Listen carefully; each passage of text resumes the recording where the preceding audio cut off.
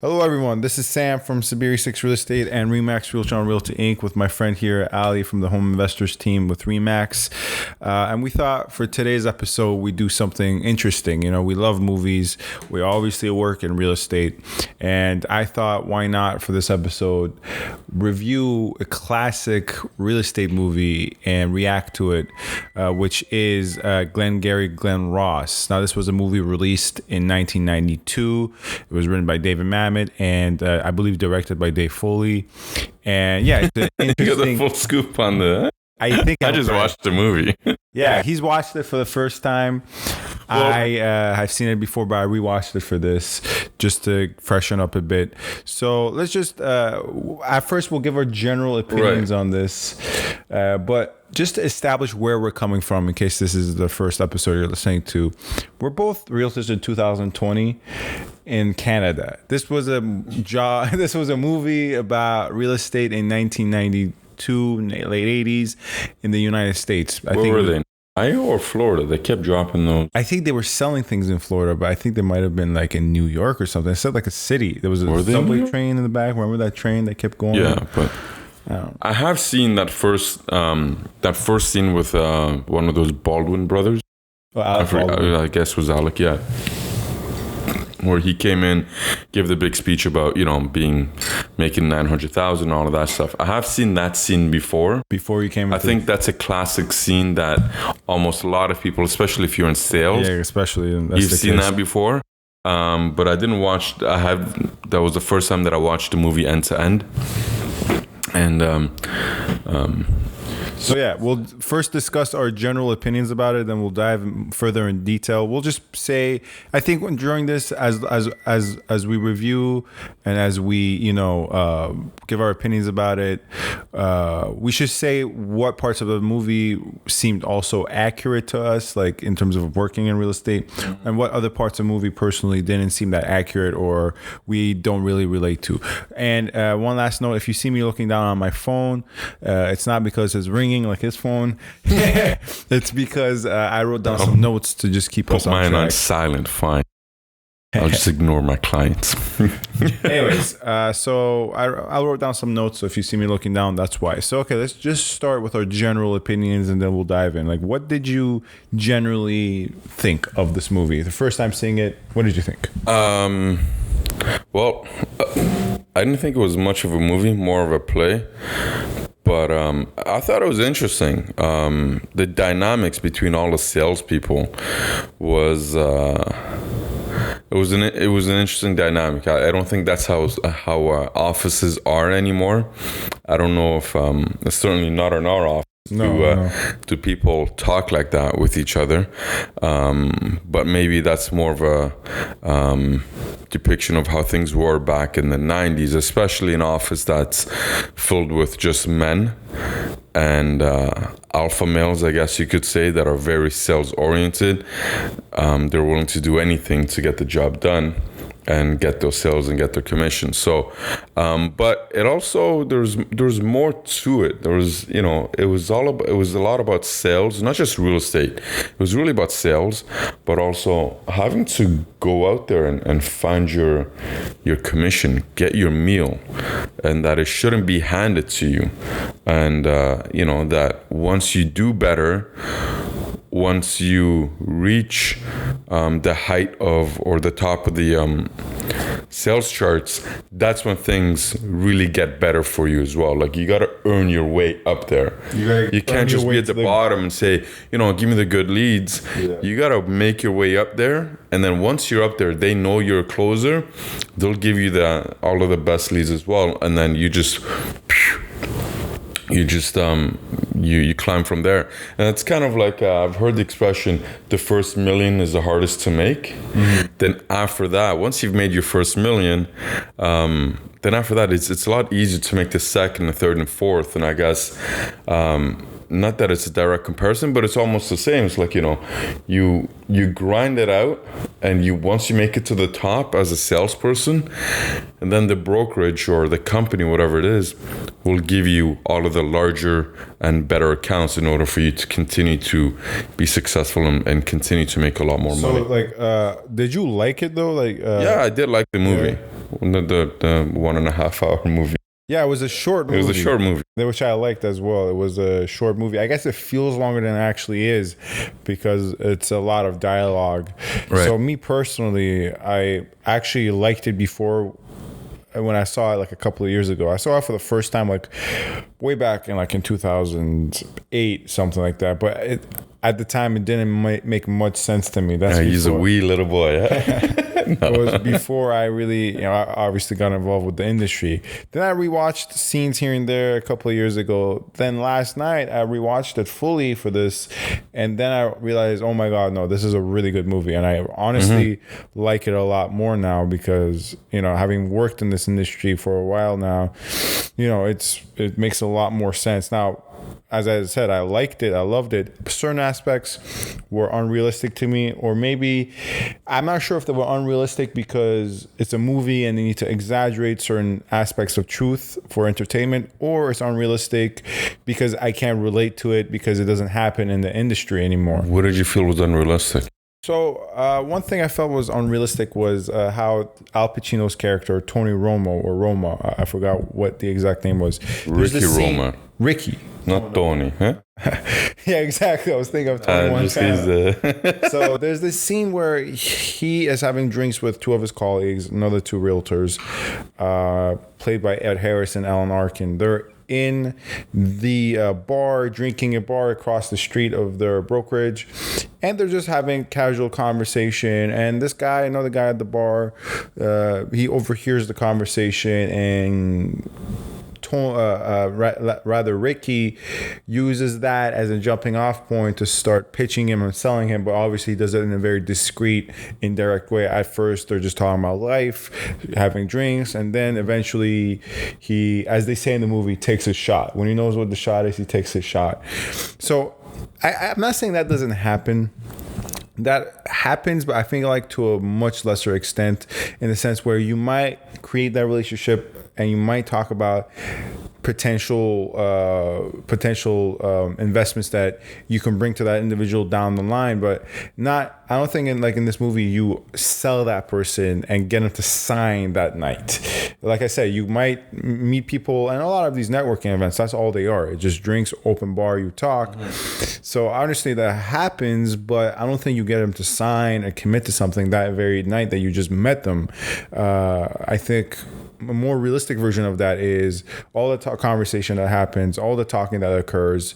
You do take your shot, you do make your pitch, and maybe down the line you follow up, and then you get them to sign. What the aspect that I found unrealistic is getting them to commit that very night. I get what you're saying. Keep in mind, back in the day, as if I used to work back then, but I think back in those days, deals probably did happen that way, and he's not selling them on, he's not pitching them on listing their property or anything like that. They're pitching investments. They're pitching, investments in purchasing land. So, it's kind of like, let's put it this way. I've heard of stockbrokers, they cold call and they're like, hey, we have this stock. It's this and that, and you should buy it, get in now before, the market takes off and blah, blah, blah. So, and then eventually the person says, yeah. Yeah. So they might do a couple of calls, or they can maybe sometimes get them on that first call. Obviously in that movie, it seems like, Ricky was at the top of the brokerage sales, like he was a top sales agent. If you look at the chalkboard, they had this chalkboard, right, where it listed the top people in the office. Right. It was number one. I believe Moss, as played by Ed Harris, was number 2.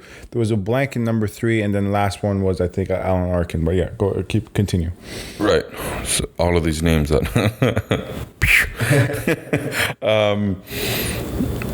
I lost my. Oh, he was a top sales guy in the office. So I think that kind of speaks to how good of a salesman he is, and that if he does see the opportunity, he can close.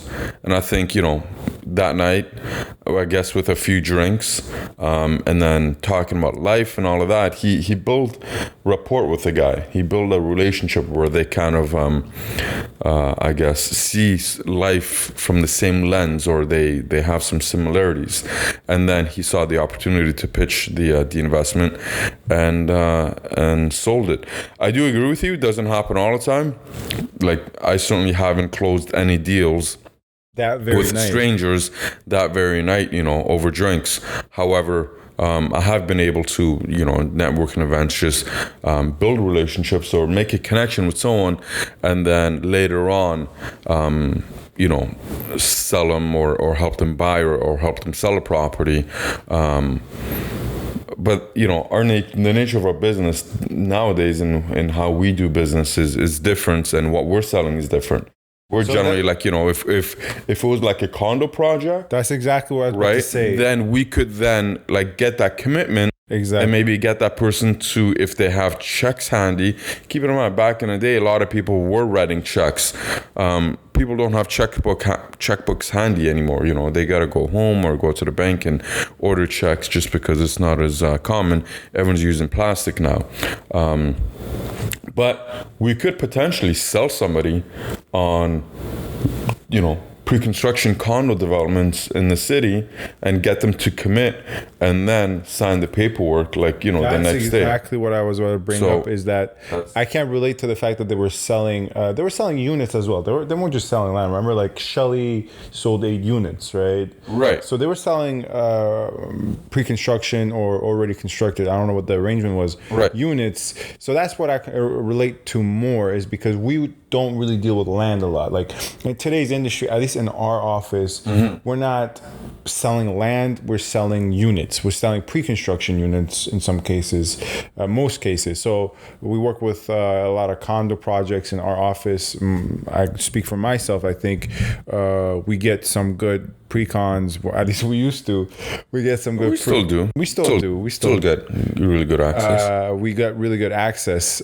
So that's what I can relate to.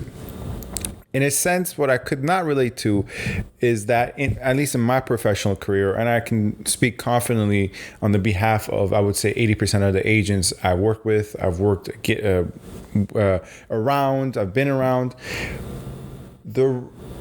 We, more so than in this movie that's depicted in this movie, we try to get either homeowners to list their house with us or work with us down the line, or we work with buyers. It seems like in this movie, a lot of the canvassing and cold calling and trying to get leads, all the leads were oriented towards buying something. They weren't trying to, get clients that were trying to sell with them.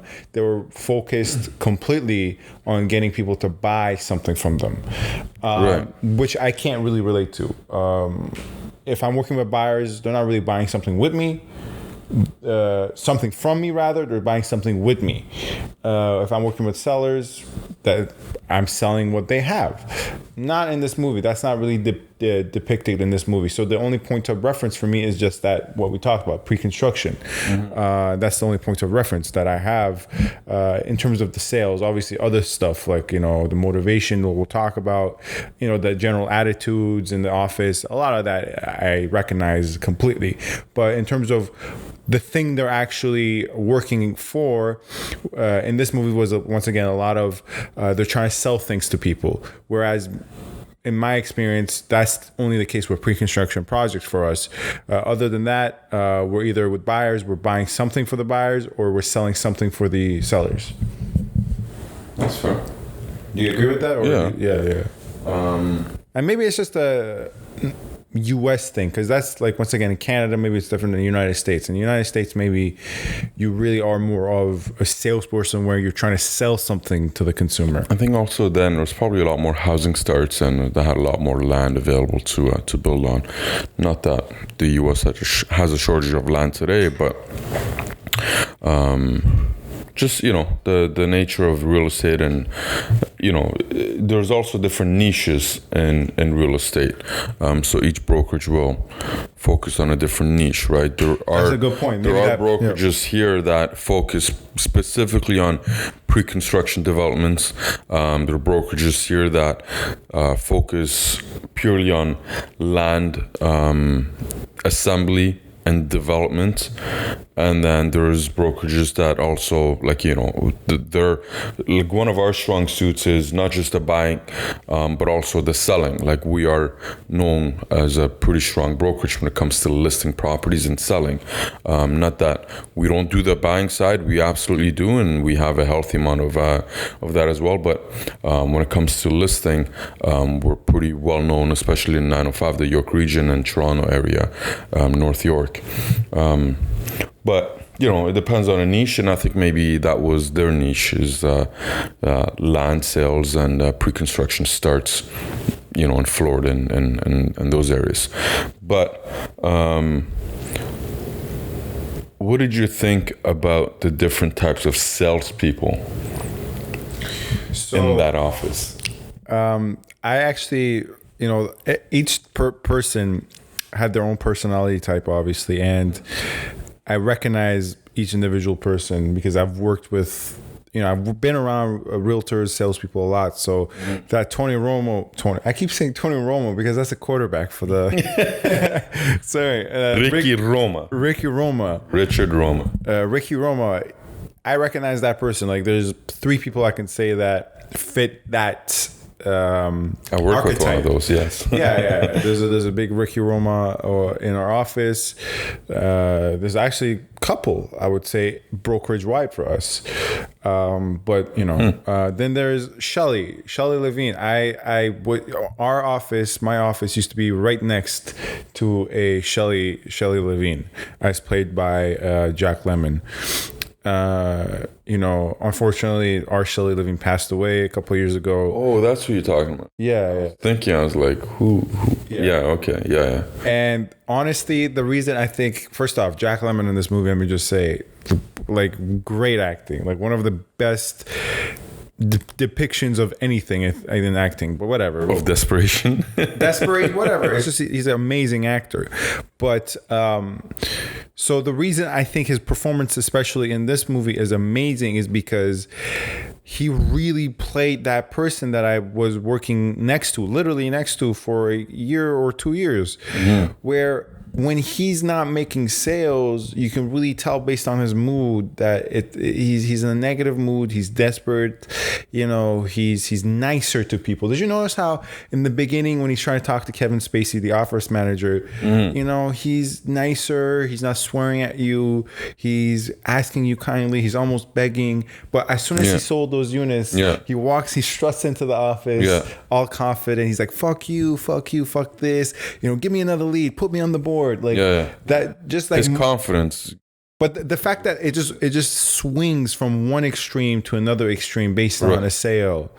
That guy, the person, our Shelley Levine, unfortunately, once again, who passed away, he was that guy, and obviously this person that I worked with, I worked with him 20 years after this movie was made, 20 plus years after.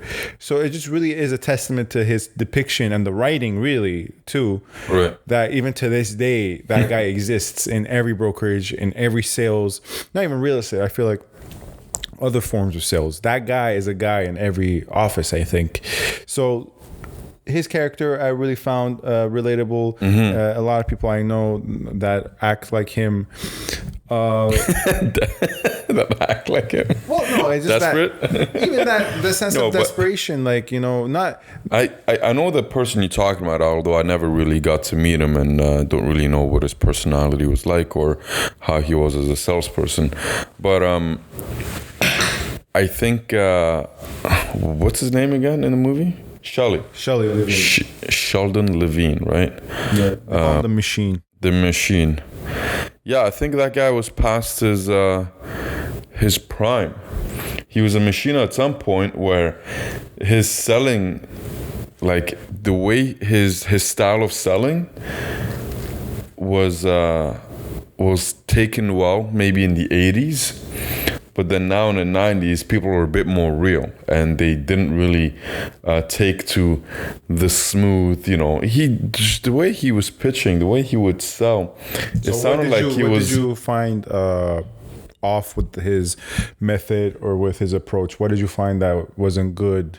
It was kind of like an infomercial. Like it was practiced down to the T, and it wasn't real in a sense where people couldn't really relate to him. I felt as if like if he was to call me, I would think I'm listening to like an automated machine. Hello, this is Sheldon Levine, and I am calling from and I'm available to come see you on Friday at this time, and I might be in a day earlier or a day after, but this would be just the way he went about it. I was like, and to it's not. It's like point. It's not like, hey, is this Kevin? Hey, Kevin, this is Sheldon. Yeah. I'm calling from this brokerage. Listen, I'm gonna come in. Blah blah blah blah blah. It's just like compare it to when Ricky was on the phone. Yeah. Right. One of them just sounded like an automated machine. Yeah. Just rambling on and not even giving the opportunity of the buyer or the client to say hi back. Exactly. Or say how are you, and giving them like that break, because silence sometimes is very very crucial, very key. And he just kept talking, whereas Ricky, when he picked up the phone, it was not, they were actually talking. It was a conversation. It wasn't like they're listening to this infomercial just run on for 5 minutes. So to back up your point, the biggest liar in the movie was Shelley. He was the biggest liar. Like I can think off the top of my head, like a couple of occasions of that. For instance, Exhibit A. when he was in the phone booth, mm-hmm. and he was talking on the phone. Obviously, you cannot hear the conversation on the other end. You can't hear the dialogue. And he's talking, and then he pretends to be like, "Yeah, book me a flight to blah blah blah blah." 10,000 cash. Yeah. 10,000 cash, and he's lying. Like he's not telling anyone. He's just talking to the phone booth. Yeah.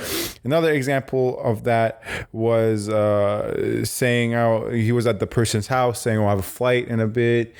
Didn't have a flight. He was going to drive back to the brokerage or the home, his house. He lived there. Right. Another one was like, "Oh, we have." He called another person, saying, "Our technology, algorithms have picked you as the winner of this," and all that, and the CEO or the executive of Properties Limited or something like that.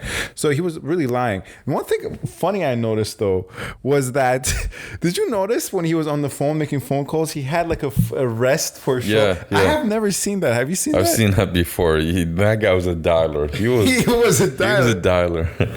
That was before the dialing machines came out. That guy would just leave it there.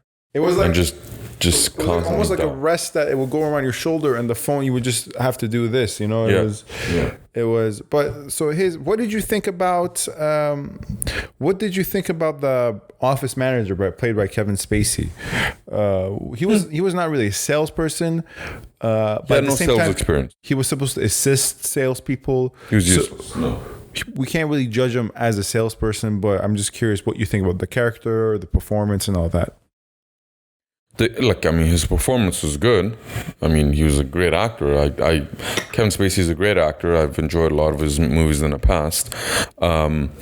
But with respect to the character he played and how important the character was in the entire thing, obviously he had played a role. But as an office manager, I find that if you don't have any sales experience, you're rather useless, because you can never put yourself in the shoes of the salesman.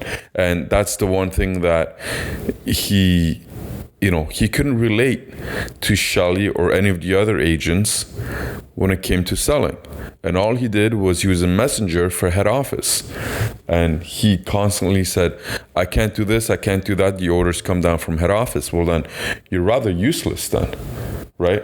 If you're just there as a messenger, and like office managers are supposed to support the team, help them in their sales, in their production, closing sales, and all of that.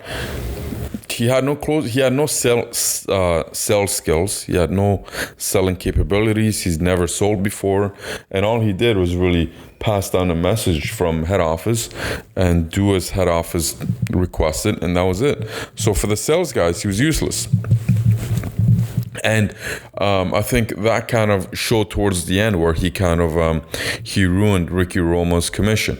He came out, said something which was in direct contrast to what Ricky Roma was trying to tell his client, and then his client realized that Ricky is lying, and he lost the sale. Why I like that, I think it was a good example of great writing, was maybe in the hands of a lesser writer, they would write a scene where this guy ruins the sale because he just says something that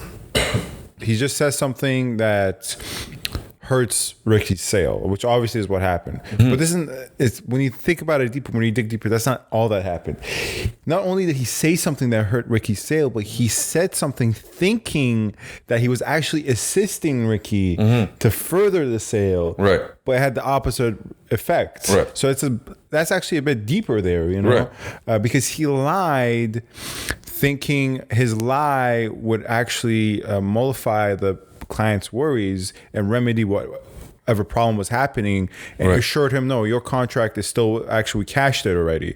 So he said that with the intentions of helping Ricky, but what he actually did was the opposite, because he didn't know what the shot was. Like everyone was saying in the movie, don't open your mouth until you know what the shot is, right? And since you mentioned he had no sales experience, he didn't know what the shot was, and he opened his mouth. Right. All right. And so that's why I think all office managers should have a number of years of sales experience, especially if you're in a sales office, so you understand, you know, what the sales team deals with on a day-to-day basis. You know, when it comes to clients, when it comes to negotiating, when it comes to everything that sales reps deal with, you should have years of experience in order to then be in a position where you can coach and really help the sales force get the job done, which is make more sales and make everybody more money. So all too often, well, not all too often, but in a past brokerage that I dealt with, that I worked at, the sales manager had sales experience, but not in real estate. So he was somewhat helpful, and he tried to relate to what the agents were dealing with, but he still didn't have real estate sales experience. And so I don't think, well, I'll just bite my tongue. So another thing I want to talk about that I thought was interesting was with regards to the manager was that how at first in the beginning of the movie where Shelley is like asking for the good leads, like, please give me the good leads. I need those leads. Can't work with this shit. Give me the good leads. And I want to actually, the leads itself, the whole plot point of the leads is another thing we should talk about, because our work nowadays is we create the leads. Like rarely do I actually my first ever sale when I bought a house for someone early in my career was from a lead, actually. So I know when you get a good lead, I know what that feeling is. I got a lead from the office, I made a sale, I was happy, you know. So I actually know that feeling. I don't know how often you converted leads. I think my previous brokerage was all leads. It was online leads. Well, our current brokerage it's very little leads. It's more so we create our own, we cultivate our own leads. But moving past that, what I want to mention was what I can relate with in terms of the manager is the fact that when Shelley was begging for the leads early on, he said, first off, okay, I'll give you 10% kickback. I'll give you 20% kickback. Right. And obviously that's highly unethical. So I've never offered that to anyone, but I know for a fact that some managers I've worked with, some office managers have had that arrangement with a couple of colleagues of mine, and it happens. I won't say all the time, but it happens. No, rest assured, it happens all the time. And my previous brokerage, I'm 100% sure that agents were buying leads.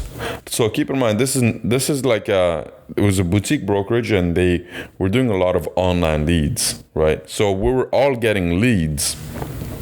However, there was 100% positive that certain agents that rubbed elbows with the office manager ended up either through kickbacks, giving that office manager kickbacks, they got the better leads, or they would just buy them from the brokerage. Whereas I didn't do that, so I got leads and I could convert those leads. However, I certainly didn't get the best leads. In any event, it does happen. It happens a lot more than you think. It just happens behind closed doors, because obviously nobody wants it to come out, because then... and the manager was driving a hard bargain. Like, $100, $50 a lead. $50 a lead. Yeah. And 20% kickback. Yeah. And like, once again, I'm a realtor. I know the value of a good lead is a lot. Like, once you get a good lead and you convert it, you realize, no, that was a good lead and I made a lot of money from that lead. So I completely understand that. Another thing about the leads that I found hilarious was the running joke of the Patel. These Patels. At first, it's mentioned by Ed Harris in the bar talking to Alan Arkin, saying, "Oh, have you ever had those? A bunch of Patels. They just want to talk about. They just like talking to realtors." And then Al Pacino later in the movie was looking over the leads he got. He's like, "Patel, if Vishnu came down and told him to sign on this paper, did you remember that scene? He wouldn't do it." I laughed so hard at that. I literally laughed at that scene much more. If Shiva handed him a pen. that was really funny. That was good writing. That's funny. Obviously, you wouldn't be able to write that today, but we talked about the leads, I guess, a bit. That our current business, we create our own leads. Right, which is kind of why back in the day, like I said, what's his name? The lemon guy. Jack Lemon. Shelley. I don't remember their real names. So I'm just going by their character. Shelley Levine. He said back in his day, when he was a machine and he was at the top of the sales charts, his form of lead generation was going door to door, knocking door to door, and it was all cold calls. It wasn't these leads that they had bought or people filling out forms here and there that the brokerage would buy and then hand out to the agents. He was going door to door, and it was all cold calling, which I relate to, and I know Sam, we both relate to that, because that's how we generate our own leads these days, right? We do a lot of door knocking, cold calling a little less. I'll be honest, I do a little less of that. Well, it's all in some way considered cold calling, right? Because you're knocking on a cold lead. So in that sense, I think it's cold calling. But yeah, we're like on the phone cold calling. I don't really do that. I do it sometimes during the winter when it's actually cold out. But I guess you do whenever you do it. But I like to door knock, and I think it's one of the most effective ways of generating leads and establishing a relationship with sellers, and then who eventually even become buyers, especially if they're selling and then buying, or they have extra properties that they're trying to offload. So I really related with Shelley. Because of that, he's like, that's the way we used to sell, and the office manager has no idea, has no experience with that, because the office manager never actually sold, let alone going door knocking and speaking to people just off the fly on their front porch. So let's talk about the Alec Baldwin scene for a second. That like big showstopper, monologue scene he had. Essentially telling them they're all useless and worthless except for Ricky Roma. Who wasn't there though. At the moment. I also like that. And that's okay that he's not there, because he's delivering, he's producing results.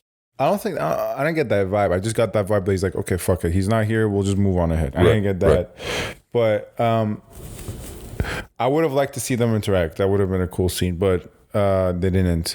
So that Alec Baldwin scene, what I found interesting was that I'm not sure. I did a bit of research.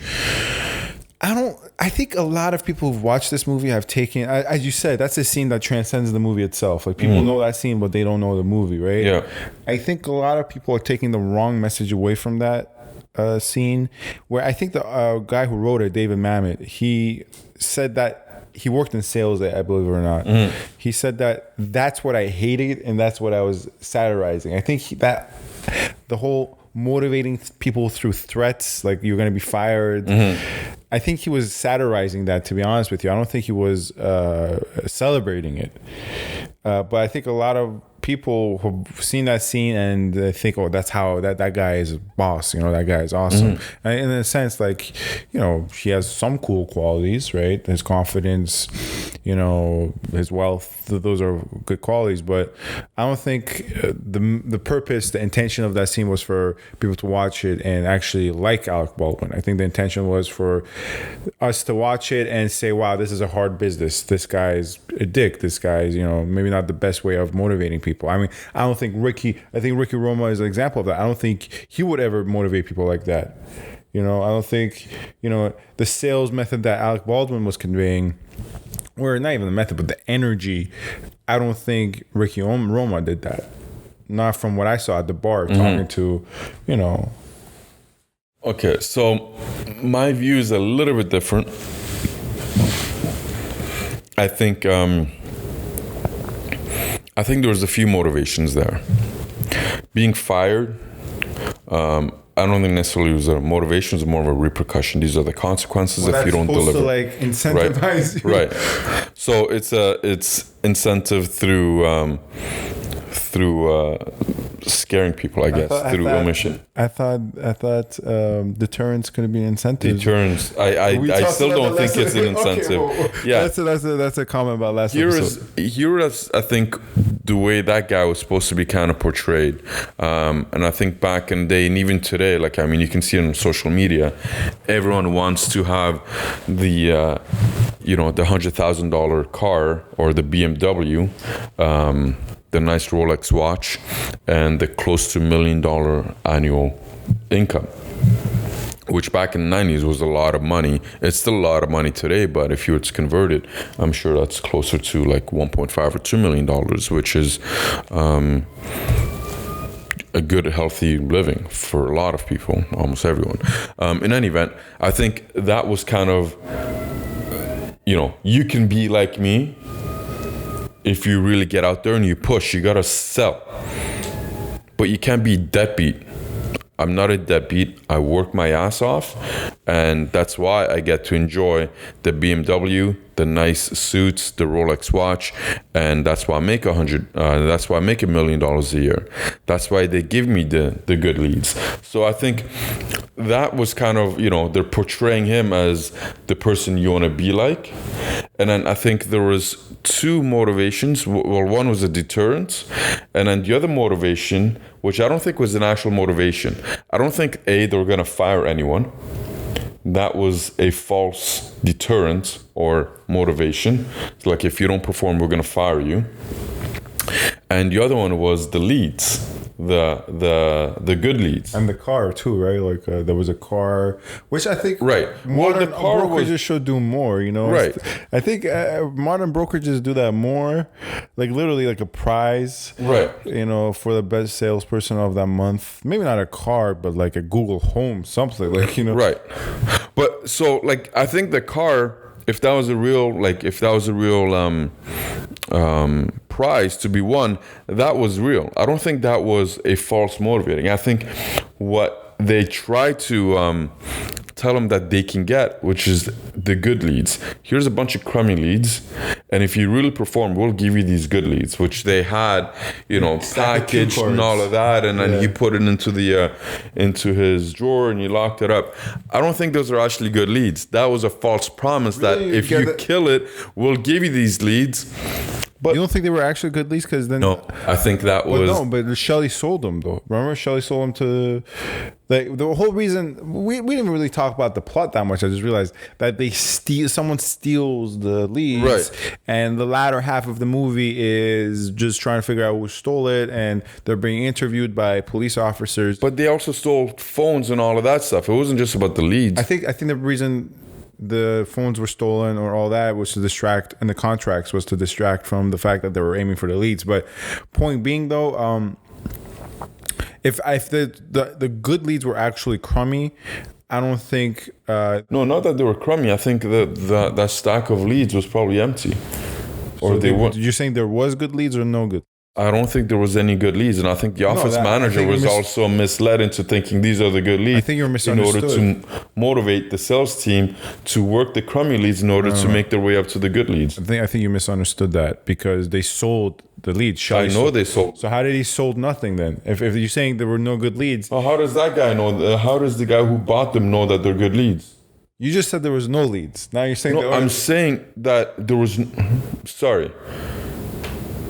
Yeah, so, okay, sorry. There was no good leads. I think they were just regular leads like all the others. They were just packaged in a certain way to make them think that they're good leads. And they took them and sold them elsewhere. But how does that guy know they're good leads or bad leads? What differentiates them? I just think... Well, I had a different interpretation. I think the whole point is to motivate the sales guys to do better, and good or bad leads, a lead is a lead. If you know, then you can convert them. If you know how to sell, you should be able to convert. Another thing I want to discuss is that the commission amounts, the sale amounts. Obviously, this is once again commissions are pretty high for this. For $80,000, really? The guy was making $6,000 for $80,000 sale. For 8 units, you get $6,000 from 8 units. Right, but the total sell amount was $82,000. The numbers were a little off to me. Obviously, you have to account for inflation. That's almost 10%. Inflation, rather. You have to account for inflation. You have to account for, the dollar exchange. It was 1992. We're in 2020. Right. Just it seems off. Why would you get 10%? Why would you get 10% commission, but at the same time, the sale amount for 8 units is so low? Because once again, I think it was just parcel of land. He sold eight lots. You say units. He said, yeah, but you don't really know what the product is. It could be 8 units of land or 8 condos or... Yeah, I don't know. The sale amounts were a little off to me personally. 80,000? That's not a lot of money. That's 10,000 a unit. 10,000 a unit, yeah. Which I don't know what kind of house you're buying for 10 grand in the 90s. That's what I'm saying. That's my whole point. So that's why I think it's a parcel of land. Really, land will be 10K a lot or a parcel? That seems still low. Depends where. Yeah. Possible. That's true. Like Midwest or something like that. Another thing I found very relatable was lawyers ruining deals. So we haven't talked about the Alan Arkin character. I forgot his name, but the quiet guy, the nice guy. He was complaining about the bad streak. But there was this scene where he's sitting at his desk and he's complaining about, she went to the fucking attorneys, and one of the characters, I believe it's Ricky Roma. He's like, you never let them go to the attorneys or something like that, to that effect. That was his client who said that. The guy who he pitched. No. Yeah, the guy who said, I need my money back because my wife went to the attorney. There was another scene. No, there was another scene. He also went to the attorney, but there was another scene. Yeah, okay. He went to the district attorney to see what his legal right was in terms of getting his money back. Mm-hmm. The other guy is talking about how he closed the deal, but the lawyers ruined the deal. They we've had that. I've never personally had that, but it's a fear all the time when you're about to close a transaction. You're worried that the lawyer is going to ruin the transaction. Just to, I don't know, sometimes assert their dominance. Sometimes they might be right. Sometimes there is an issue with the title or something. But it's a common fear in our industry. I think I'm accurate in saying that. Yeah. So I found that very relatable as well. You could tell this guy, if he didn't work in sales, then he's a genius writer. Because there's a lot of small things here and there where you had to work in sales to actually understand and pick up on and convey. Well, lawyers bill regardless whether the deal goes through or not, right? Lawyers what? They still bill. They still bill, whether the deal goes through or not. So for them, doesn't matter. I guess that skipped my memory, that one scene with that guy. But during the movie, did you have an idea before we find out it's Shelley who stole the leads and who stole the contracts, who broke in? Right. Did you have a inclination or that it would be Shelley? No, just who did you think it was? Wow. Well, the two guys were talking about it.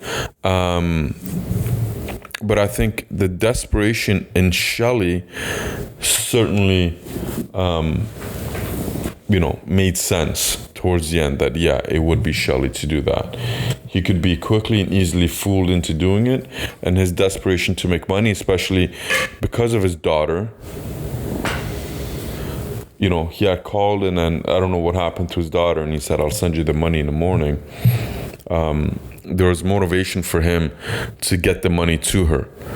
And the guy was working right through the night, which to me was kind of insane that he was going to people's houses. Yeah, and then calling them 11 o'clock. I don't know what time of night. We don't really know what time anything is happening. And that's another thing. It's all like a blur. It's just like it starts, I don't know, around 4 or 5 in the afternoon. And then, it could be midnight for all we know. They're out having drinks. And then the next morning's like, I closed this deal.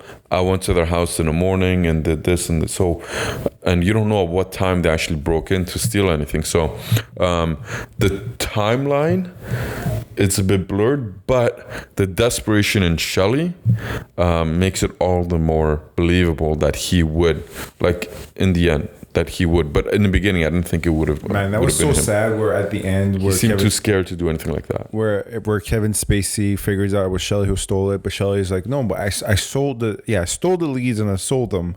But look, I still closed this 88 units, and Kevin Spacey's like, those people are crazy people. Their check will bounce. Yeah. Man, even that. He thought he had that at least in his back pocket, and he didn't have it, which was sad. It was heartbreaking a bit.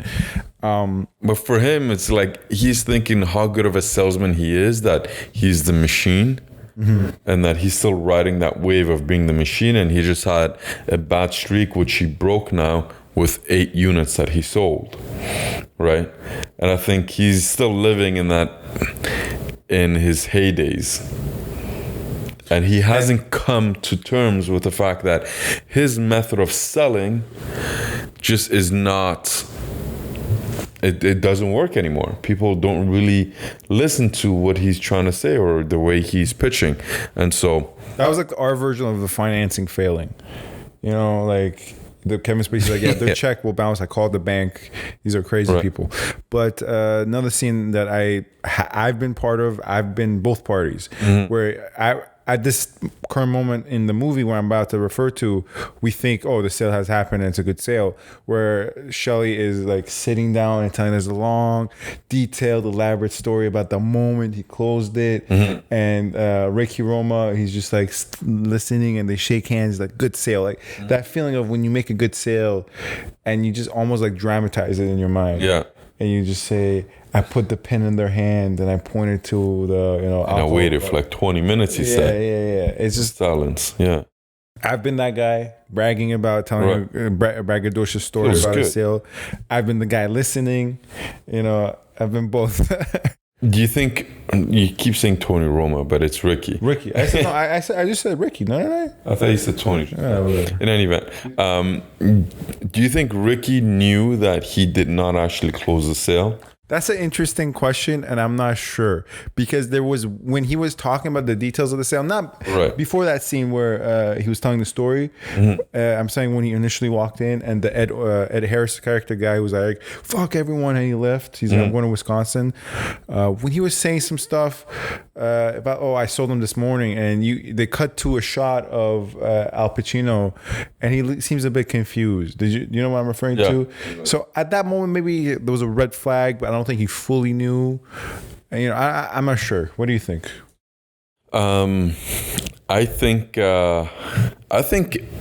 Ricky knew that he didn't actually close 8 units, or that it wasn't a legit sale. And I think that he just kind of let the guy. Right. I think Ricky is one of those guys that really encourages you and knows that when you're in good spirits, he doesn't want to bring you down. And that's what I mean. He's so different than Alec Baldwin. If it was the Alec Baldwin character, he'd be like, that's shit. That's 10% what I do in a day. I don't know about that. No, I think. But you see how you just said Ricky's a good guy. He encourages you. Right. That's not what Alec Baldwin did. You know. Right, but that's not Alec Baldwin at that point. Came in because head office asked him to go in and just shit on them in order for them to, like, you know, because sometimes, here's the thing, there's been a few times where I've been shitted on, right? And it gave me the encouragement, like, it gave me this drive, like, oh yeah, you're gonna shit on me? Well, fuck you, I'm gonna prove you wrong. Was it by Alec Baldwin or Ricky Roma? It was a combination of the two, right? And I was like, screw that. You can talk all the shit you want, but I can deliver, and I will do this. And then I went out and I got, you know, and I got leads and I set appointments. So for me, like, I mean, sometimes you need that you need somebody to just crap down on you, shit down on you, for you to, like, reach deep inside and be like, screw off, you know, like, you can shit on me, but no, I'm not that weak little sheep that you think I am. I am a lion, and I will go catch my meal, and I will go hunt, and I'll make this happen. And I think that was kind of also the role of Alec Baldwin. But I think, you know, Ricky Roma, Al Pacino, his role, the person he was supposed to characterize as this overall high achiever, great salesman, knows how to pitch, knows how to sell, knows how to wait for the shot, but also doesn't like to be negative and shit on other people. And if you're on a high, he, like, you know, he hears you out because he understands the feeling, the good feeling that you get when, like, you know, when you're talking about how you're negotiating and then you did this and then you did that and then you said this and that and you waited and bam, you know, your strategy, your pitch and all of that worked and you got the sale. He understands that, and he wants people to feel positive and ride that high, because that just leads them to continue on that high and gives them the confidence to go out and catch and then make another sale. And so I think despite him knowing that, but he didn't actually close 8 deals, that was all just, you know, those were dead ends, he didn't want to bring him down. That's a good way to look at it. He wanted him to continue riding that high in order to go out and do more sales and actually get legitimate sales. Because the worst thing that you can get is thinking you got a good sale and then you get shot down and discourages you and just brings you down. Worse. And then you lose the confidence to go out and find your next meal, to find your next deal. There's nothing worse than when you close a deal and you thought it's a done deal, it's firm, it's closed. Right. Maybe it's not even firm at that moment, but you're like, oh, nothing's gonna happen. Conditional sale, and then you're like, oh, the financing should be okay, or oh my god, inspection's okay, and then the deal falls through. When deals fall through, that's a worst feeling, in my personal opinion, for me, than when you just don't get the deal in the first place. You know, like, because you're almost there, but then you gotta. One last thing I want to mention. It's like you have an open net. Here's the analogy. Yeah. You're playing soccer. You have an open net. You take your shot and you hit the post. Yeah. Oh no, this is a better analogy in soccer. It's when you score a goal, you really need it in the moment, but the referee's review is like offside. Offside, yeah. Or that, yes, yeah. But one last thing I want to mention is about Al Pacino's character, like his performance as an actor. He was really like going 110 the whole time. Mm-hmm. Like he was, in a sense, overact. Like I like this performance, but like there's one scene where he's like, "How fucking up you are," and like he's just like, it's like he's really overacting. That's classic Pacino, though.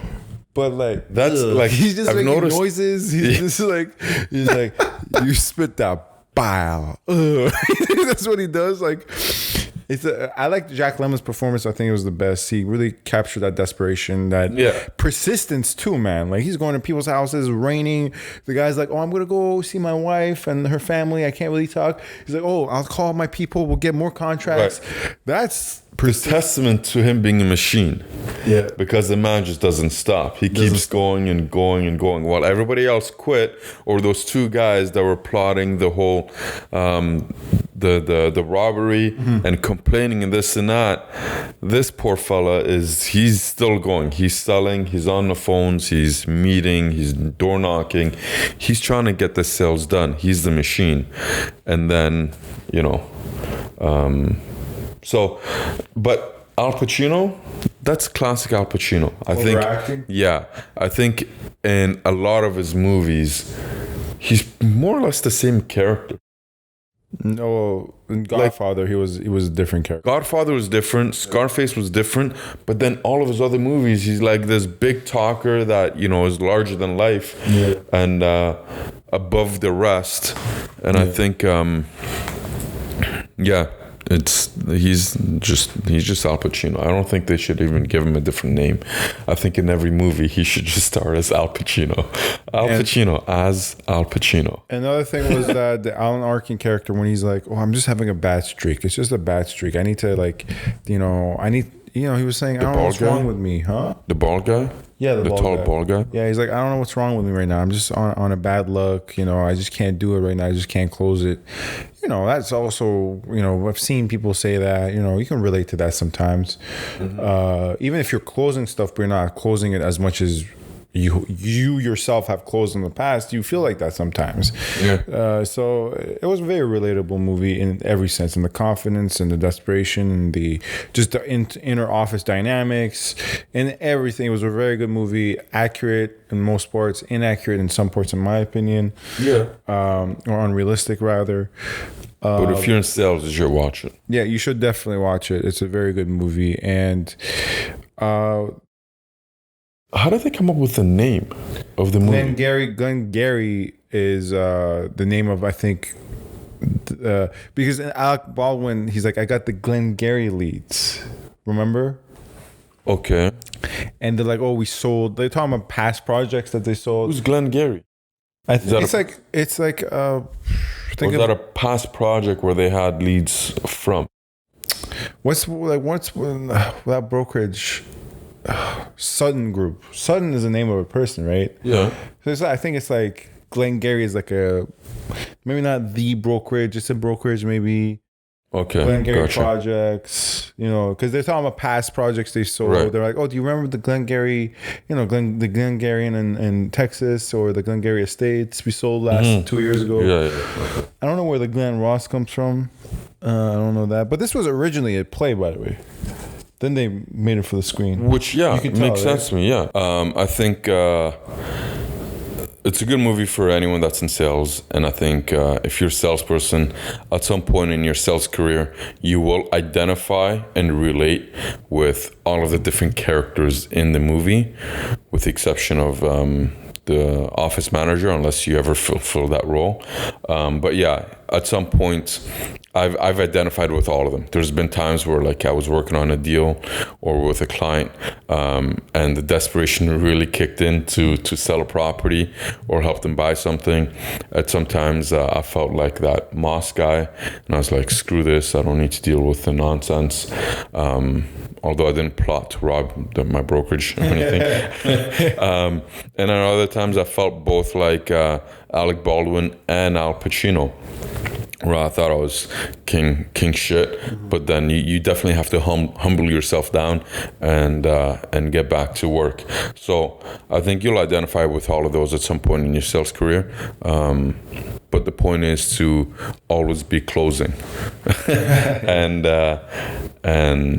coffee is not just for winners or for closers, because you need the coffee to keep you going. I certainly drink a lot of coffee to keep me going. Coffee is for everyone. Coffee is for everyone. I don't agree with that, but you should definitely check out the video and watch it in its entirety. And I think I'm going to watch that a couple more times, because there's deeper lessons and a deeper message to be learned, not just about life, but also about sales. Or I should say the opposite, not just about sales, but about life as well. And overall, it was a pretty good play. And so those are my thoughts. What about you there? I loved it. I thought it was really good, very accurate, a brilliant writer. the direction, I don't, either way, it doesn't matter to me, indifferent on that. But yeah, very good movie, accurate, great dialogue. Yeah, loved it. So thanks for watching. Please subscribe, comment, rate, and review. Our contact info, exactly. Our contact info is in the description. And yeah, that's it. All right. Well, let's wrap it up. Thanks for watching. Thank you. Take care.